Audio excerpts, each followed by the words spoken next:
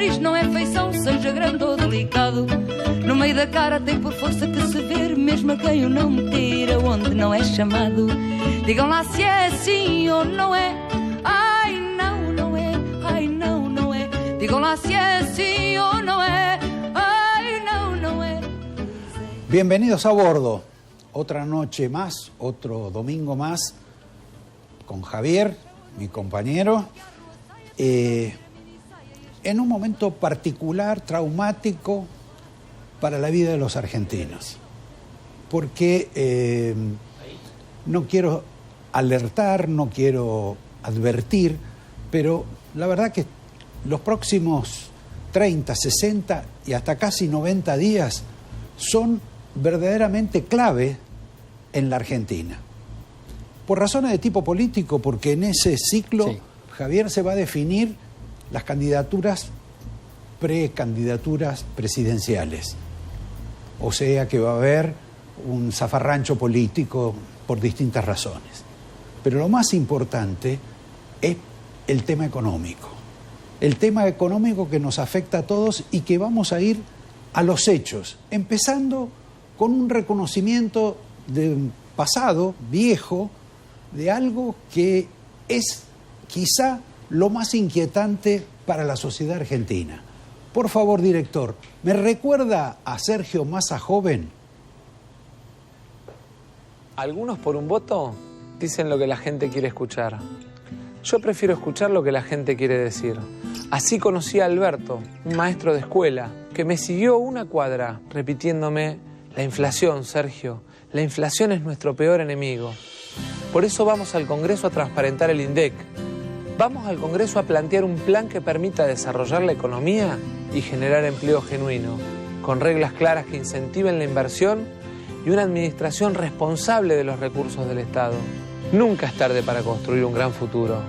El 27 de octubre, empecemos a hacerlo juntos. Más ahora que nunca. Sergio Massa, diputado nacional, Frente Renovador, lista 504. Aparte de viejo, Javier, esto es más que obsoleto y además significa quizá una gran mancha en el propio Massa, porque, bueno, algunas cosas que dijo que iba a hacer en alguna medida se han hecho, pero le salen todas mal. Y quedó. Pero fíjate qué curiosidad lo de Alberto. Alberto, que estaba ahí. Alberto, que era un maestro de escuela y ahora es un profesor universitario. O el que se autodenomina, un abogado. Se autopercibe profesor universitario, que también lo persigue Sergio. ¿Qué vas a hacer con la inflación? Exacto. Una inflación que él dijo que iba a bajar a 3. Atrevidamente, como si no fuera un dirigente político, que iba a bajar a 3. ¿Sabes qué excusa dio para justificar eso? Que era para anclar expectativas hacia la baja. Sí, claro. Pero yo quiero recordar algo cuando estuvo Domingo Cavallo acá. Domingo Cavallo, en el día del reportaje, nos dijo acá y a ustedes, que Massa iba a ser un ministro de Economía exitoso si durante todo este año lograba tener 6% de inflación por mes. Sí, que más abajo que eso no iba a poder ser. Exacto. Es un recuerdo simplemente, pero acá hay 2 o 3 elementos que hay que tomar en cuenta.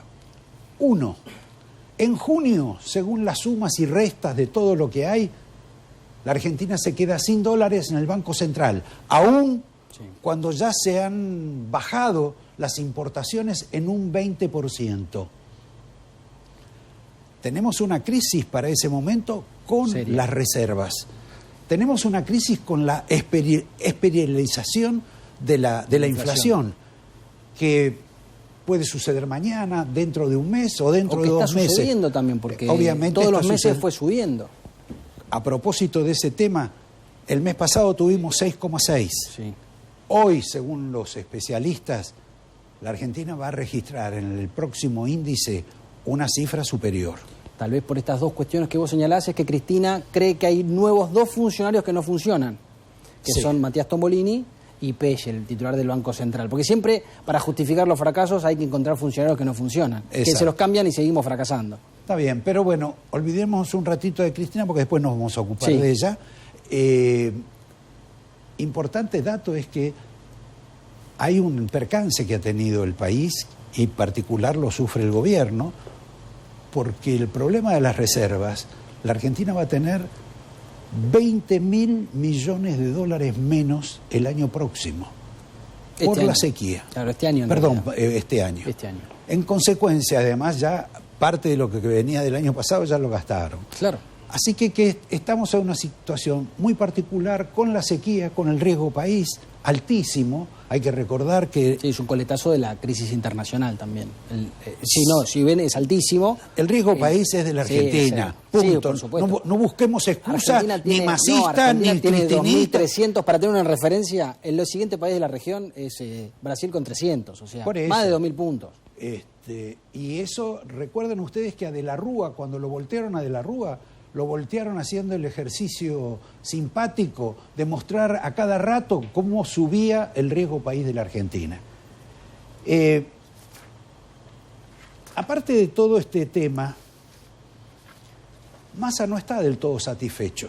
Massa estuvo hoy con su equipo de trabajo, sí, que no puedo decir que sea exactamente de economistas demasiado reputados.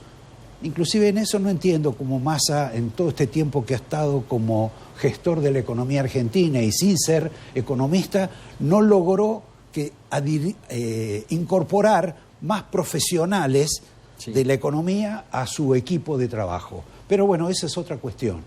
El problema principal es que hoy Massa tiene dificultades con el Fondo Monetario Internacional a pesar de haber llegado a un principio de acuerdo. Sí, extendiendo el acuerdo. Exacto, porque el Tesoro de los Estados Unidos, que tiene una influencia brutal sobre el organismo internacional, sobre el Fondo Monetario, no está conforme con los números de Massa. Claro. Y para colmo, dentro de la interna de este gobierno, la señora Cristina está casi a favor de una ruptura, sí, más allá de que dice que lo apoya Massa y que Massa es su candidato hasta que tenga un tropiezo, y no solo ella, también el hijo. Claro, bueno, fue el primero que manifestó que no estaba de acuerdo, renunció a la bancada. Es increíble. La jefatura de la bancada.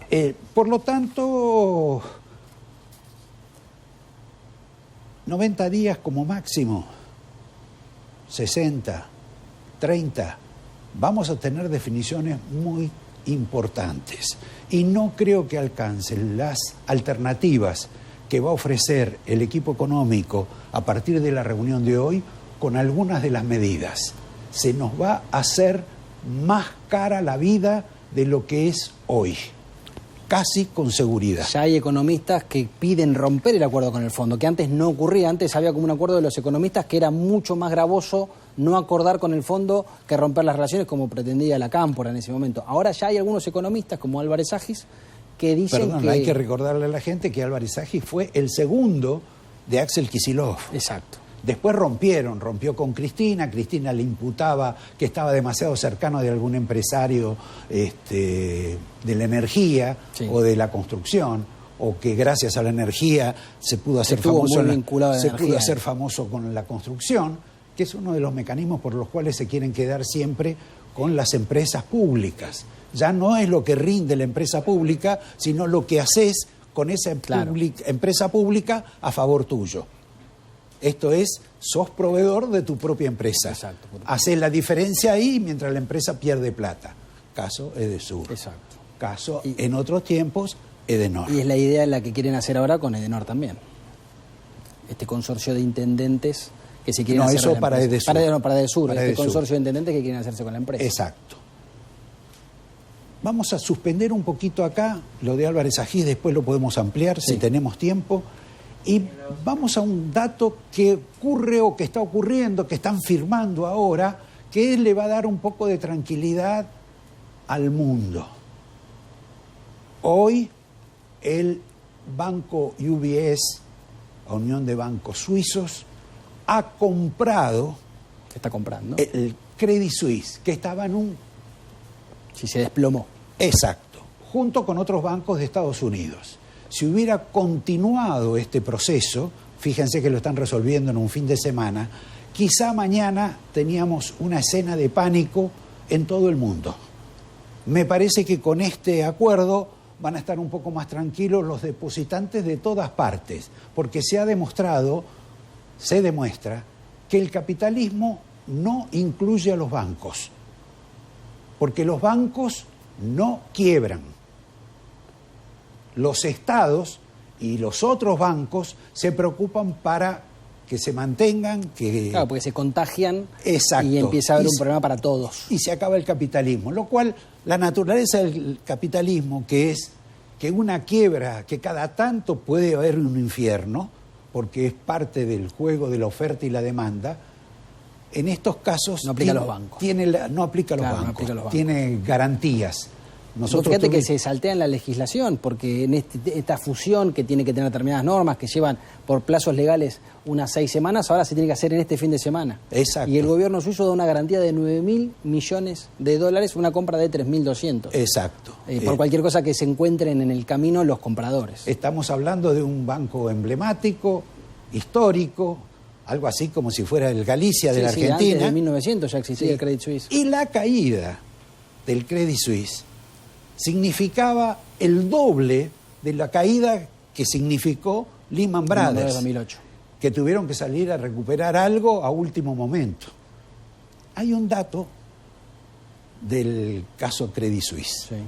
El Credit Suisse, como Banco de Suiza y en otra época, era uno de los lugares obligados, sugeridos, para que grandes presidentes de distintas partes del mundo, africanos, europeos, asiáticos, americanos, guardaran sus fondos allí, blancos y negros.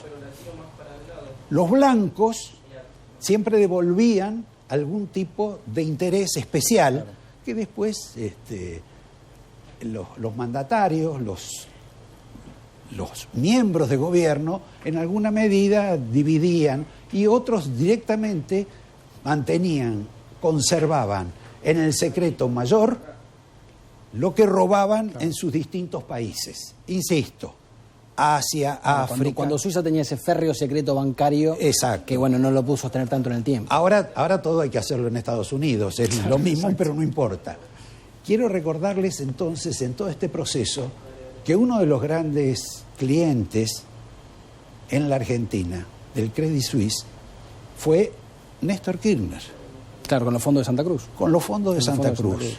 Y que una de las personas que iba a resolver algunas cuestiones, supongo que de tasa de interés, de inversiones, era alguien que fue uno de los mandantes del Servicio de Inteligencia de la Argentina, le daba capacidad para eso, durante todo el gobierno de los Kirchner.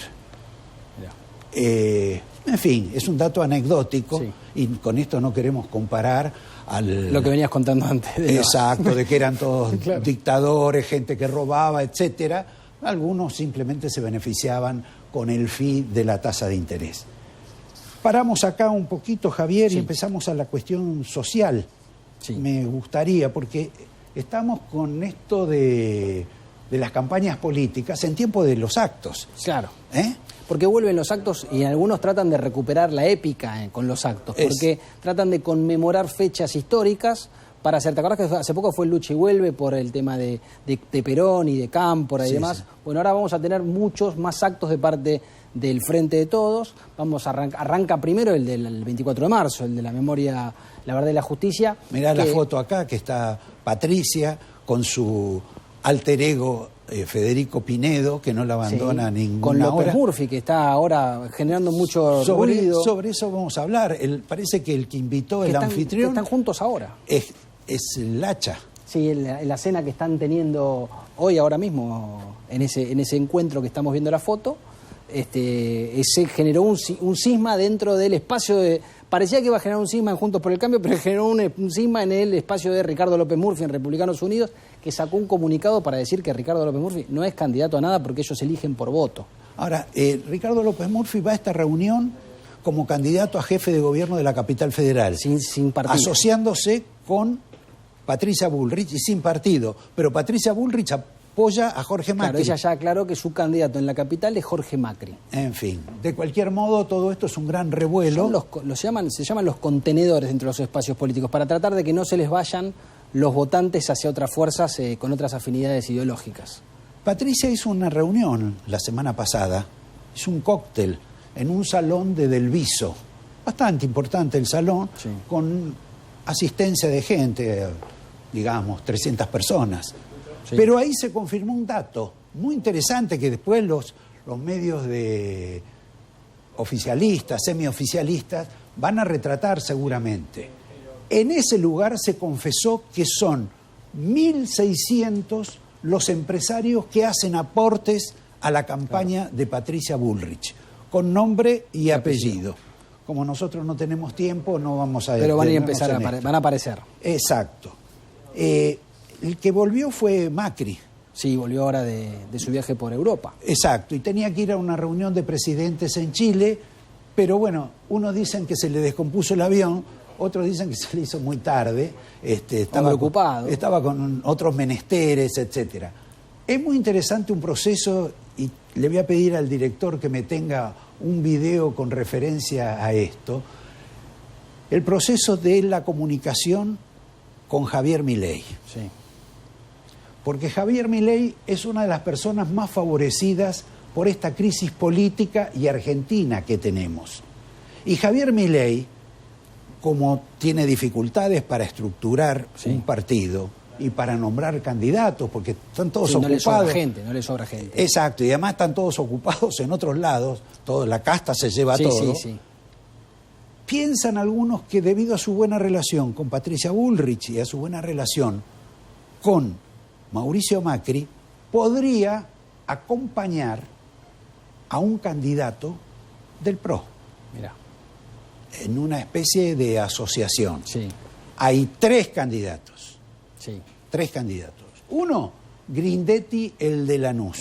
El preferido de Macri.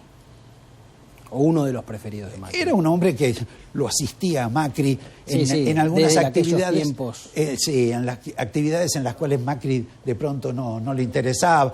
Él no cuenta la plata, por ejemplo, Sí. no es de ese estilo. El otro es Iguacel. Javier Iguacel. ¿Y quién es el tercero? De la Torre. Exactamente. De esos 3, según me cuentan, Milei acepta 2. Si es que se llegara a hacer un acuerdo. Claro. Y hay un tercero... Para la provincia de Buenos Aires. Exacto. Y hay un tercero al cual ya tachó. Sí. Estamos en este proceso de los 30, 60, 90 días para ver qué ocurre. Hay un elemento interesante porque la carrera de Milei se está haciendo a costa, en alguna medida, de la crisis. Lo mismo que el éxito de Cristina. Cuanto más crisis hay, más progresan los extremos. Sea Patricia, sea Milei, o sean los comunes, el obeso... Sí, la parte de los comunes de Pérsico, Menéndez... el que está de viaje siempre por Europa... Sí, Grabois. Bueno, como él es pájaro, vuela. Exacto, estuvo presentando su libro en Europa. Sí. Me tenés que decir después a quién le colgaron el nombre de balneario. Apenas. Sí, está bien. Pero antes primero vamos a terminar con esto.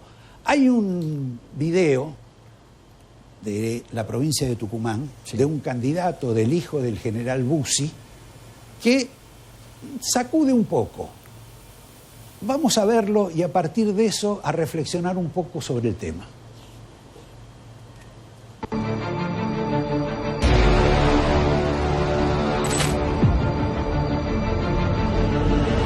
Que la próxima vida que se pierda no sea la tuya. Defendamos a nuestra familia de los delincuentes. Sí a la aportación legal y libre de armas.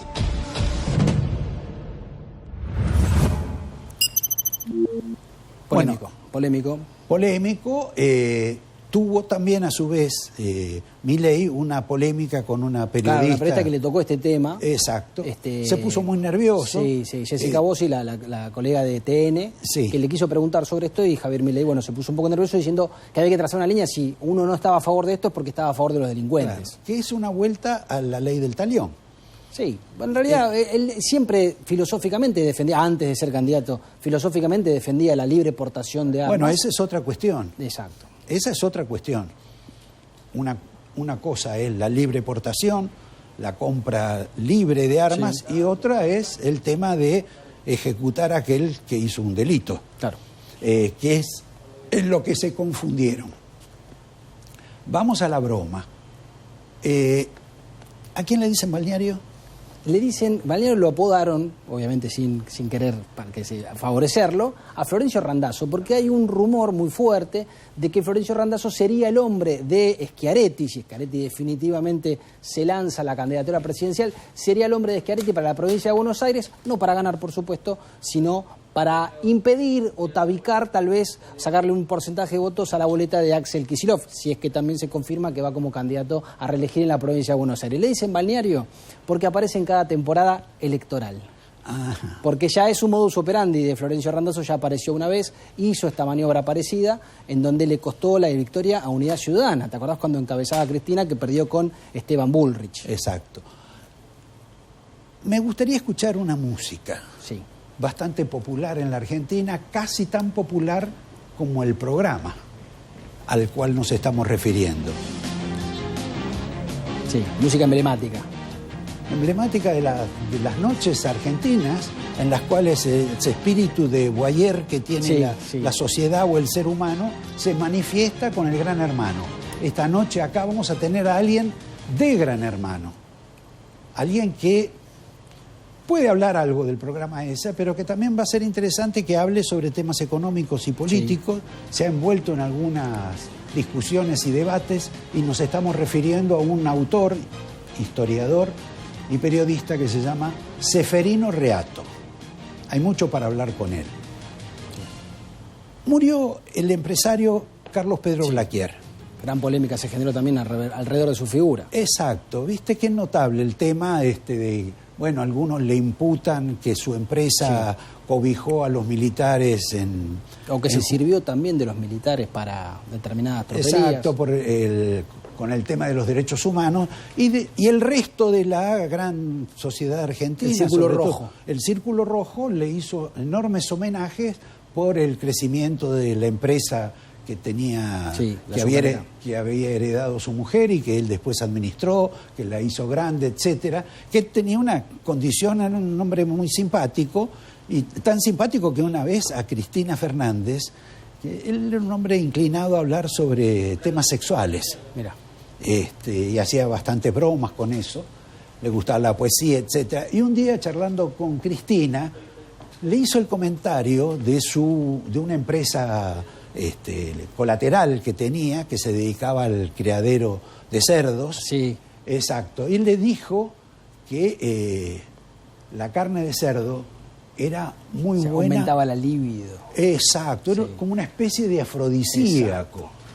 Lo terrible del asunto es que Cristina lo repitió en público. Lo dijo en el acto posterior y lo dijo fuertemente. Aparte recomendando consumir carne de cerdo. Exacto. Porque ya empezaban los problemas de los precios de la carne. Exacto. Y le hacía propaganda a Blaquier al mismo tiempo que lo cuestionaban a Blaquier por el tema de los derechos humanos. Pero hay un dato de Blaquier que no lo consignan los diarios, no lo consignan las radios, la televisión, los medios. Blaquier tenía una gran estancia que se llamaba La Biznaga. La Biznaga está en un pueblo que es el pueblo de Roque Pérez. Sí. Me parece que no es casual que él haya elegido ese lugar para instalar la Biznaga. ¿Cuál es la razón o por qué justifico esto? Roque Pérez fue el primer gran comendador de la logia masónica en la Argentina, de la masonería. Gran amigo de Sarmiento, que por supuesto también era masón, de Nicolás Avellaneda, del escritor Varela. Un hombre aparte muy abnegado, muy sacrificado y que tuvo una actuación notable durante el ciclo de la fiebre amarilla. Fue abogado, juez, constituyente. Y fue un hombre que terminó contagiándose por la fiebre amarilla y murió porque iba a rescatar a la gente a los lugares donde se había expandido la fiebre amarilla, que como todos deben recordar, casi eliminó un barrio en la Argentina que era la zona de San Telmo. Esa afinidad de Blaquier con la masonería y con Roque Pérez, que es el gran héroe de los masones en la Argentina, más allá de que ha habido presidentes masones Sí. y que ha habido también otras figuras como el mismo Sarmiento, pero el gran héroe, el San Martín de los masones, es Roque Pérez. Carlos Pedro Balaquier no solo le tenía una gran admiración a Roque Pérez, sino como miembro de la masonería, fue realmente una de las personas que demostró más actividad en ese plano. Anunciamos lo de Reato. Vamos a un costado que esta semana verdaderamente cuesta entender lo que pasa en la Argentina, que es la fuga de una... Ah, sí. ¿Por qué no lo contás vos? La fuga de una condenada por corrupción en Ecuador, una ex ministra de Rafael Correa, la debido de Correa, estaba condenada a 8 años de prisión por la justicia ecuatoriana y se había asilado en la embajada argentina.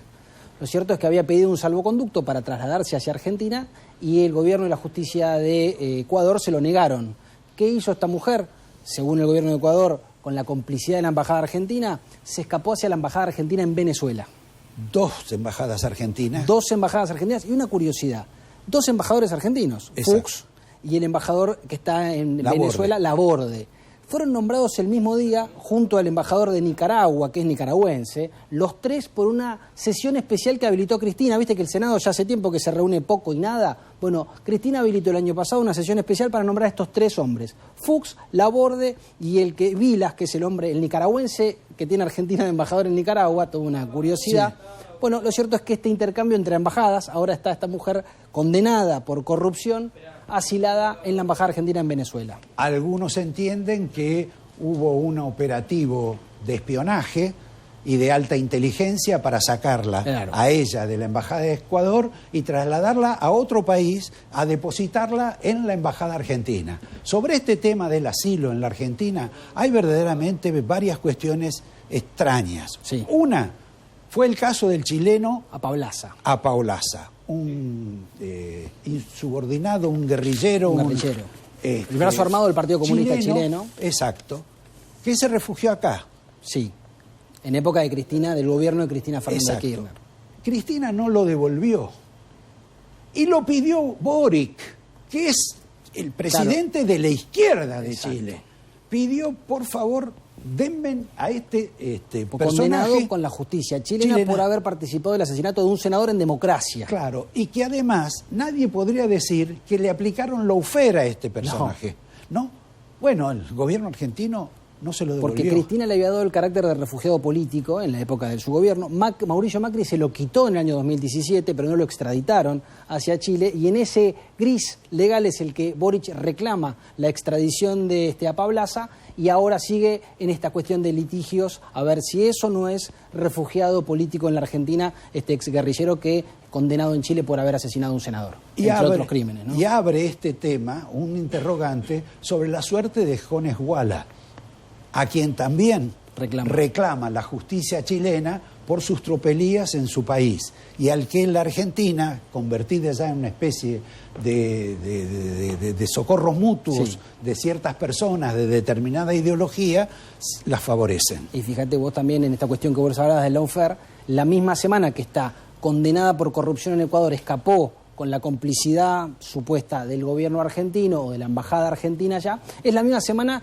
que no quedan más presos por corrupción en la Argentina, porque liberaron y le dieron arresto domiciliario a Ricardo Jaime, que era el último condenado o por lo menos investigado por causas de corrupción, que estaba detenido. Bueno, ya quedaron todos libres, José López, Devido, Jaime, Vudú, todos los que estuvieron investigados y condenados ya son libres en Argentina. Supongo que pasado mañana Cristina Fernández de Kirchner, cuando hable en el ex Correo Central, el CCK se felicitará de que no haya más personajes de su gobierno presos en la Argentina. Y no sé, aludirá también al tema del lawfare por parte de ella, eso veremos. El evento es para eso. Exactamente. El evento es precisamente para hablar del lawfare, se llama del partido militar al partido judicial, el evento que va a cerrar este acto homenaje que le hacen a Cristina para hablar de su proscripción. ¿Que vienen quién?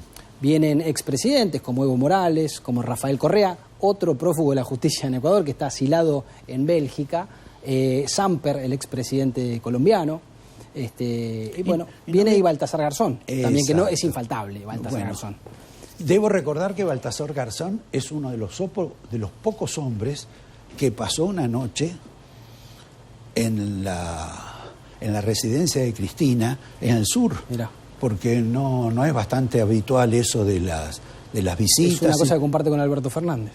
Sí, claro. Es una bueno, y Baltasar Garzón, si querés una curiosidad, lo echaron como magistrado en España por, mira vos qué casualidad, escuchas ilegales. ¿Cuántas? Por realizar escuchas ilegales, fue condenado, lo condenaron a 11 años y lo echaron de ser magistrado por realizar escuchas ilegales que, según el Tribunal Superior de España, se hacen solo en gobiernos dictatoriales y autocráticos.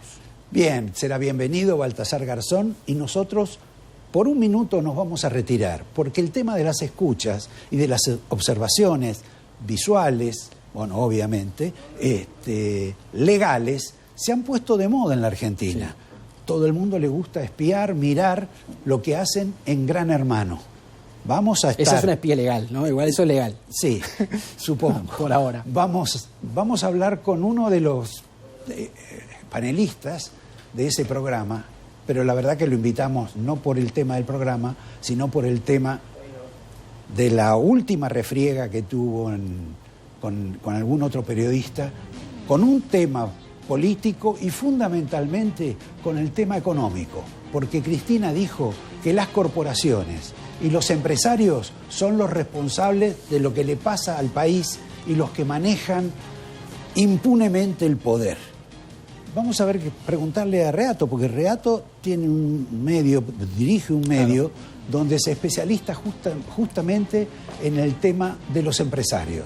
Empresarios que en la Argentina se sacan fotos como si fueran equipos de fútbol, y no importa si alguno de ellos confesó públicamente que pagó coimas. Hay que ver la última foto del grupo AEA, donde hay más de 2 o 3 confesos. Pero bueno, ya pasó. Y si no pasó, la justicia dirá que pasó. Prontamente. En un minuto con Ceferino Reato.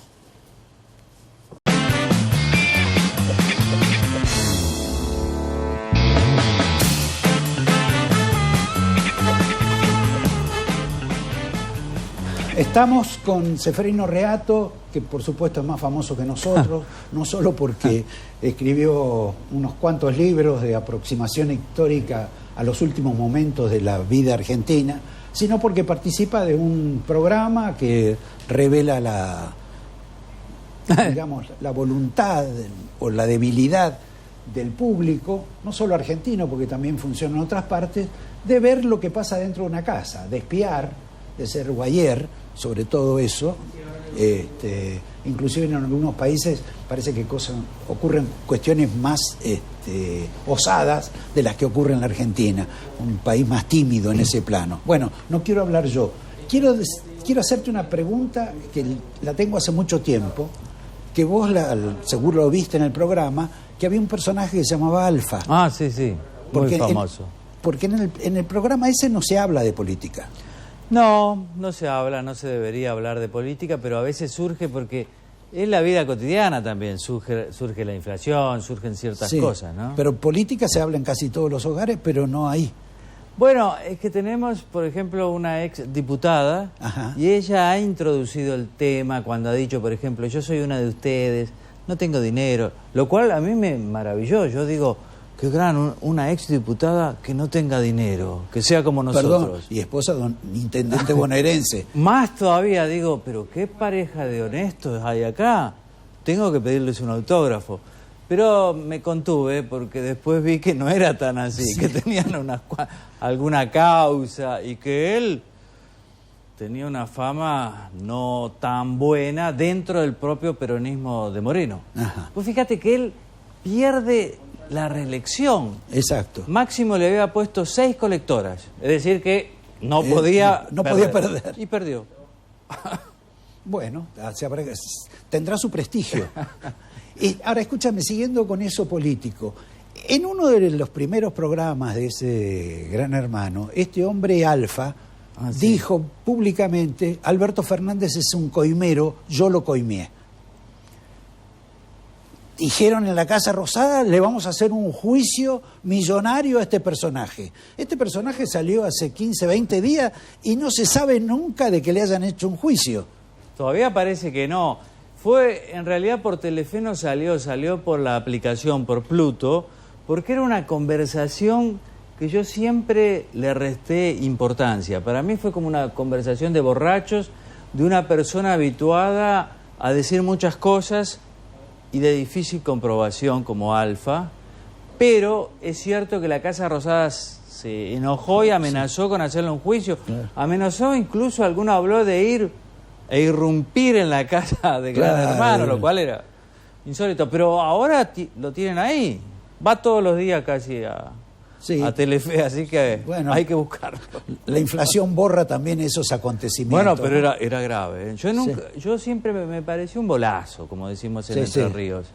No tiene ni pie ni cabeza, pero comprendo que el presidente se haya sentido molesto. Bueno, ahí está la oportunidad. Vos, Javier, tenés una pregunta. Yo tenía que ver con lo que hablaban recién de la exdiputada Romina, que el kirchnerismo parece haber pasado del vamos por todo a tratar de celebrar o empujar que una que sienten que es de ellos se quede en la casa de Gran Hermano. Habla de la decadencia argentina también. Es verdad, hoy pensaba, qué pobreza, porque hay una nota en Clarín hoy diciendo hinchan porque en Gran Hermano hoy se quede Romina. Exacto. Lo cual está bien, porque es una chica hasta simpática, pero es la cámpora, controla todas las cajas, ¿no? Sí, sí. Las podemos nombrar, YPF, ANSES, PAM y demás, aerolíneas, claro.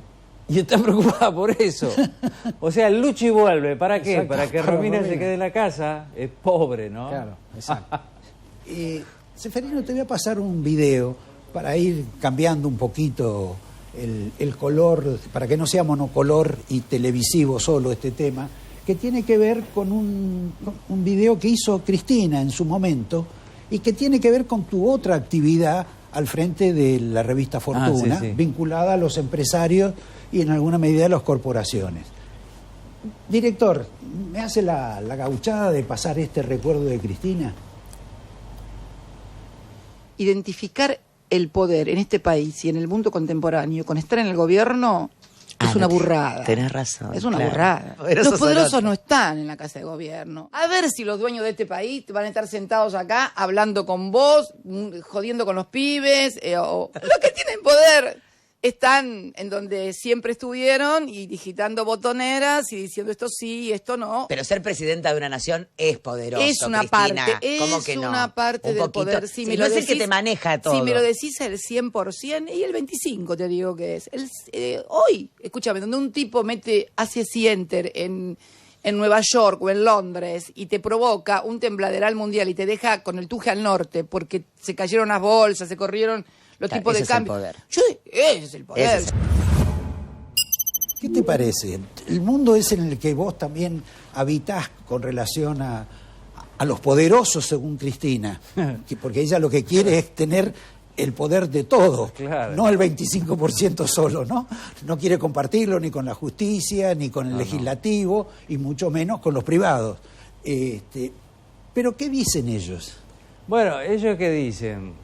Estaban preocupados. Yo me acuerdo el miércoles pasado tuvimos una cena con inversores y personas de bancos y recién el día anterior había salido el Credit Suisse. Sí. Y ellos pensaban que se iba a resolver esto con la apertura de una línea de créditos millonaria por parte del gobierno suizo, cosa que se hizo pero no alcanzó. Y entonces esto termina con la compra de esta entidad por la otra, Unión de Bancos Suizos. Sí, ¿no? Y una ayuda adicional del Estado suizo. Y una ayuda muy grande, que creo que va a funcionar, por lo menos hoy los analistas decían, esto funciona, porque era muy importante. En Suiza el banco es el banco, es todo, va hacia la marca país. Por lo tanto, el Estado suizo no podía dejar de... Bueno, ya había ayudado al banco que compró a este. Claro. Porque hace unos años tuvo que asistirlo también a ese banco. Claro, porque lo que pasa es que la finanza está siempre, como dice Cristina, tan interrelacionada. Se acabó, como dicen los expertos, la época de la plata fácil, hace un año. Entonces hoy hay que ganarse la plata y hay muchas actividades tecnológicas y nuevas que están muy apalancadas o estaban muy apalancadas en esa plata fácil, pero al aumentar la tasa de interés de Estados Unidos, eso terminó. Y hay bancos que según los expertos van a seguir quebrando, pero después de la decisión del gobierno norteamericano de ayudar macizamente a los bancos, esto no debería ser algo sistémico, pero pueden llegar a seguir quebrando algunos bancos. Ahora, los personajes estos que vos de alguna medida frecuentás, sí. ¿Ellos se sienten dueños de la Argentina? Como dice Cristina, como dice el peronismo de la época de la sinarquía, de la década del 70, con las monsergas de los muchachos que salían a la calle a tirar tiros y secuestraban personajes que después resultaban personajes menores dentro de sus propias compañías, de sus empresas, nada más que para hacer plata, copiar plata y después derivarla para comprar armas, bombas y perderla en el camino. Hay que diferenciar entre los que son dueños de empresas, argentinos que tienen empresas, y CEOs de compañías transnacionales, que son muy importantes, pero es otra mentalidad totalmente distinta. Yo creo que los empresarios locales, ellos son conscientes de su poder, pero también son conscientes de su responsabilidad, porque tienen algo que no pueden irse con todos sus activos. Exacto. Lo tienen enterrados acá. Claro. Es muy difícil, por ejemplo, los sectores del petróleo. ¿Cómo haría uno de ellos para irse? O Techint, digamos, los grandes empresarios, Coto, tienen algo que es una vocación. Algunos han puesto subsidiarias en otras partes. Sí, algunos han hecho eso. Cambiaron de rubro, inclusive. También tiene una lógica. Yo creo que están bastante comprometidos con el país. Obviamente, ellos consideran que su visión es la que conviene seguir y por lo tanto la política es bien necesaria porque hay que moderar eso, ¿no? Porque hay que estar... Esto es para mí algo muy sistémico. Ahora, le tienen miedo a Cristina, eso sí. Yo creo que la gran incertidumbre del empresariado pasa por si Cristina y la Cámpora van a tener tanto poder en el próximo gobierno. Más allá de si es peronista o no, ¿eh? Pero ahora el poder es relativo, porque no lo pueden echar a Alberto Fernández, ni que haga una declaración de que no va a ser candidato. ¿Cuál es el poder de Cristina? Pero está todo trabado, ¿viste? Porque no lo pueden echar a Alberto, pero Alberto tampoco puede gobernar en el supuesto de que quisiera. Por lo tanto, yo creo que el empresariado no está muy conforme con Alberto, si bien hay algunos sectores que han ganado dinero y ganan dinero. Y decía el otro día de Mendiguren, nunca han ganado tanto. Hay sectores que sí, porque cuando la economía se cierra y aparecen los CEPO y demás, hay sectores locales que ganan mucha plata. No los compradores, pero la indumentaria, textil, esos ganan un montón de dinero. Porque es un mercado cautivo, pero con eso no hacemos un país. Si bien son importantes, pero bueno. Perdona, ahora también el gobierno creo que le va a facilitar aún más el tema de las ganancias o de las inversiones probables a las compañías petroleras, porque les va a permitir retirar dólares de la Argentina siempre y cuando lleguen a algún tipo de acuerdo, le van a dar algún tipo de beneficio como le han dado a la soja, como le dieron al vino Malbec. Ahora al vino. Lo del vino fue toda la semana pasada, todavía no terminó. Sí, pero ahora vienen como 20 más.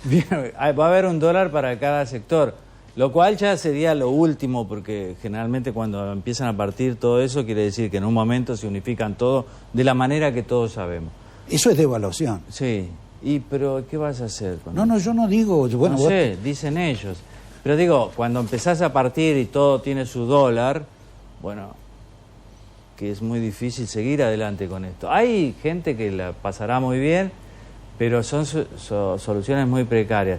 El empresariado en su conjunto me parece que la primera incertidumbre es, ¿seguirá Alberto, seguirá Cristina, seguirá Cámpora? Yo creo que es casi todo. ¿Cuál es la apuesta de ellos? No se preguntan si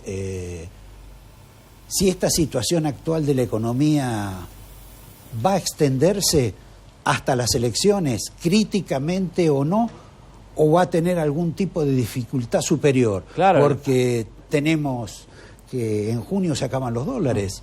Sí, la pregunta resurgió con este tembladerar de los bancos, pero estaba antes por el efecto de la sequía, que dicen como 4 puntos, un poquito más de puntos. 3. Bueno, pero son 20.000 millones de dólares. Es mucho más que 3. Salvo que el PBI haya, se mida... Pero, viste, el PBI es 450, 500.000 millones de dólares. Pero bueno, no importa, sean 3 o 4. Es un montón de plata. Sí, claro. Y pero vos fijate qué locura, cómo es este país de inagotable, que el año pasado, nosotros, sumando bienes y servicios, casi llegamos a 100.000 millones de dólares, que era una cifra que nunca pensábamos. Hoy no tenemos uno. Pero bueno, tuvimos superávit. Y el año pasado y el año anterior. Quiere decir que no es un país inviable ni mucho menos. Bueno, pero cuando tenés acontecimientos naturales de este tipo y alguna falla en la organización o en el manejo de los fondos, cuando hay algún dirigente político que dice que hay que incorporar más militantes al Estado, sin pensar cuánto cuesta o cuánto deja de costar, la gente comienza a preocuparse. Pero pasemos a la política. Vos, Javier, tenías una pregunta de política que me habías dicho. No, en realidad no es de política, tiene que ver con la otra actividad de Ceferino, de los libros históricos que ha realizado. Tiene que ver con, esta semana se conoció una indemnización a la familia de Santucho. ¿Y qué reflexión? ¿Se puede cerrar, siento que estamos tan cerca del 24 de marzo, ¿por qué se sigue discutiendo todo esto en la Argentina? Yo creo que mientras se solucionan las cosas con dinero, no es una preocupación, ¿viste? En general, lo que se arregla con dinero no sale tan caro como se puede suponer. Pero me parece que la grieta no se va a cerrar porque les conviene a varios. Yo creo que los organismos de derechos humanos no quieren cerrar la grieta porque ellos están cómodos. Y son organismos también que hacen política partidaria, kirchnerismo. Fíjate, el 24 de marzo, algunos sectores del kirchnerismo querían que fuera un episodio más del lucha y vuelve. Exacto. En beneficio de Cristina. Carlotto con buen tino dijo, no, esto es otra cosa. Bueno, no sé si le van a dar la razón a Carlotto. Bueno, no se sabe porque probablemente lo hagan. Pero quiero decir, usan el pasado para hacer política en el presente. Y mientras un grupo político tan importante y tan creativo tenga esa noción, acá no se va a cerrar ninguna grieta, porque lo que quieren es que la grieta siga sangrando. Más sangre, más poder, más dinero, más indemnizaciones, más todo. No quieren cerrar nada y bueno, es porque juegan a la política. Es un negocio. Yo creo que en el fondo es un negocio político y económico. Y algunos menores sacan dinero. Y es una pena, pero bueno, ¿qué se puede esperar de la política entendida así? ¿Viste? Si vos decís, hay dirigentes que dicen pongamos militantes en el Estado. ¿Viste? Esa gente con todo quiere hacer negocio político, ¿no? Después, el 24 de marzo, claro que hay que recordarlo. Es que como dice Cristina, con el 25% de poder no alcanza. Quiere todo. Claro, el 24 de marzo hay que recordarlo, es una fecha tristísima. Ahora ellos, me parece que lo mezclan en la política, quieren más del 25%. Estamos en ese empate, ¿no? Sí. Que ellos no pueden avanzar mucho, pero tienen su poder, ¿no es cierto? Si controlás YPF, aerolínea y demás, ¿qué poder tenés? Ahora, ¿lo usan para qué? Y lo usan para seguir en el poder. Pregunta final, Ceferino. Hay una interna dentro del peronismo. Algunos personajes conocés, pero vos escribiste un libro sobre Néstor, sí. Sobre la muerte de Néstor, etcétera, muy interesante, sobre todo por lo de los mocasines. Que en el libro decía que Néstor no entraba en el cajón y lo habían hecho chico el cajón. Entonces no sabían cómo resolver el tema hasta que un hombre inteligente de campo, creo, ¿no? Sí. Les dijo, saquen los mocasines. Le sacaron los mocasines y entró. El encargado de la funeraria. Ahí está. Walter. Sí. Y entró. Bien. Eran de marca, pero... No, siempre los compraba en el mismo lugar. No, estos no.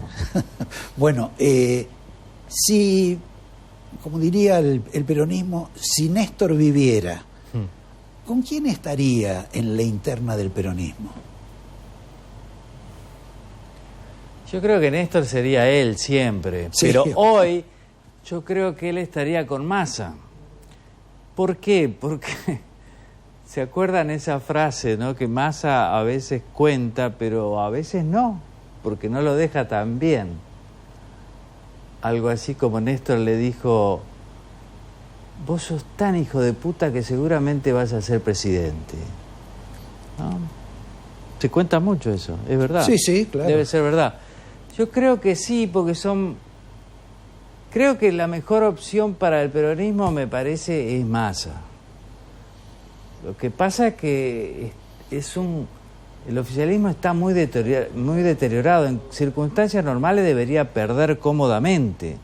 Hoy fíjate, Navarro, Fernando Chino Navarro, que es inteligente, le dijo a una radio partidaria: estamos rogando para que en la provincia de Buenos Aires Milei saque muchos votos.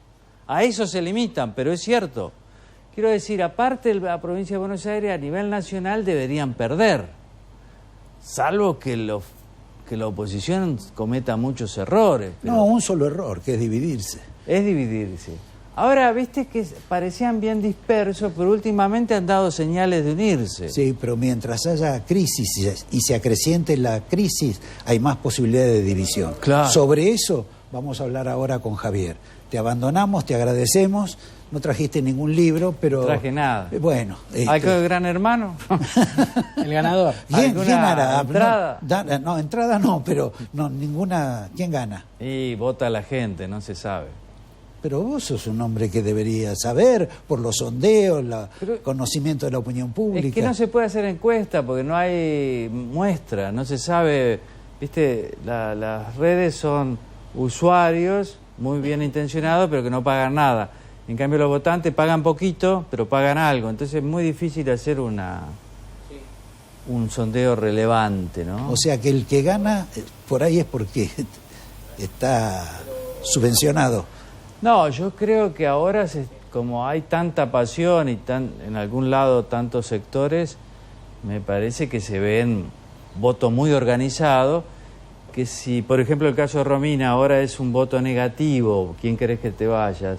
Pero a partir de la semana que viene es un voto positivo, ¿quién querés que te quede? Yo creo que Festa, que fue intendente, puede llegar a organizar bien los votos. No, bueno, pero él, si no pudo ganar para él, ¿cómo va a ser pero ganada? ahí yo creo que puede invertir un poquito. Vamos, Festa, arriba los bolsillos.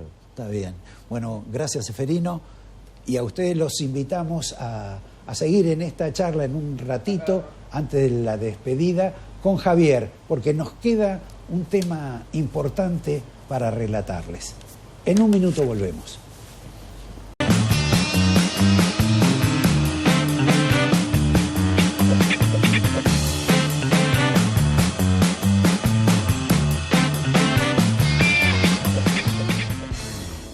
Nos queda poco tiempo, pero queríamos revelar, contar algo sobre la nueva sociedad radical, de la Unión Cívica Radical que se ha conformado en el país. Vos tenías ahí una aproximación, Javier, sobre el lanzamiento de Gerardo Morales, lo que graficó en fotos, esta revancha de lo que fue la foto del grupo Malbec en la vendimia, porque Morales logró la foto de unidad que tanto quería, si bien algunas ausencias hubo. Ahora la hablamos. La de Manes, pero lo cierto es que está envalentonado, está agrandado, está muy motivado Gerardo Morales porque siente que tiene expectativas reales de ser cabeza de boleta. ¿Por qué? Porque dice que si el radicalismo se fortalece, Mauricio Macri tiene ganas que si hay un candidato fuerte en Gerardo Morales o en Facundo Manes, que está un poco desdibujado, eso obligaría a que el PRO no tenga interna y que no haya interna entre Patricia Bullrich y Horacio Rodríguez Larreta. Él está con Rodríguez Larreta. Patricia Bullrich está con Mauricio Macri. Mientras esté esta crisis y esta zanja entre ellos, no sé hasta cuándo van a estar juntos. Pero Morales ahora tomó cierta distancia de Larreta, primero porque Larreta no se está jugando fuerte por Lustó en la ciudad de Buenos Aires. Tímidamente dicen que incumpliendo el acuerdo que tenían. Y bueno, y por otro lado, Morales ahora tiene ganas de ser cabeza y no furgón. Cola de león. Sí, dice que él no es Sanz. No quiero que nos vayamos sin olvidarnos del conflicto que hay entre Máximo Kirchner y el gobernador Kicillof. las declaraciones de Máximo Kirchner, claro, retándolo, y del otro que tiene de compañía. Claro, Máximo Kirchner lo retó a Axel Kicillof diciendo que había que subir la militancia. Exacto. Y contestó Carlos Bianco, que es el hombre el chofer que tenía... El que manejaba el Clio, que le hicieron una estructura paralela para cuando no funcionaba y lo que decían sacar para que venden Insaurralde. Bueno, contestó Bianco y lo que dijo es: ¿cómo nos van a acusar a nosotros de no tener militantes? Somos el gobierno con más militantes en la historia de la provincia de Buenos Aires. Bueno, íbamos a creer que decía que iba a tener la mayor cantidad de profesionales.